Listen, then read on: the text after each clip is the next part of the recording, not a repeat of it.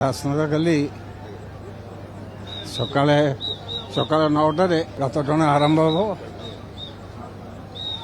ନୀତିକାନ୍ତି ଭିତରେ ସକାଳେ ମହାପ୍ରଭୁ ଅବକାଶ ସରିଲେ ମାନେ ଗାଧୁଆ ପାଧୁଆ କରିକି ବାହାରିବେ ଆଉ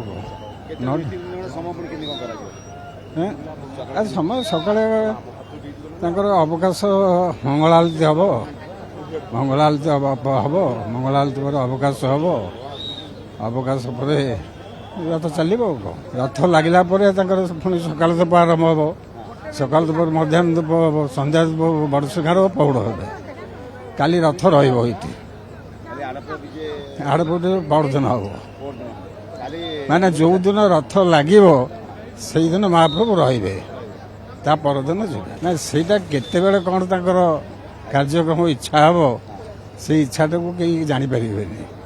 ତାଙ୍କ ଇଚ୍ଛାଟା ଯେତେବେଳେ ହେବ ସେଇଟା ତାଙ୍କର ହେଲା ଦର୍ଶନ। ଏଇଟାକୁ ଦେଖିବା ହେଲା ଦର୍ଶନ। ଏ ଯାତ୍ରା ଦେଖିବା ହେଲା ଦର୍ଶନ। ଏଇଭଳିଆ ଗୋଟେ ତମ ପାଖରେ ଆସିକି ବର୍ଷା କି କ'ଣ ଗୋଟେ ହେଲା, ସିଏ ଗୋଟେ ଦର୍ଶନୀ ମାନେ କେବେ ହେଇନଥିଲା। ଏଇଟା ବର୍ଷାକାଳୀନ ଯାତ୍ରା, ମୈଥୁନ ଯାତ୍ରା ଏବଂ ବହୁତ ଆନନ୍ଦମୟ ଯାତ୍ରା ଇଏ।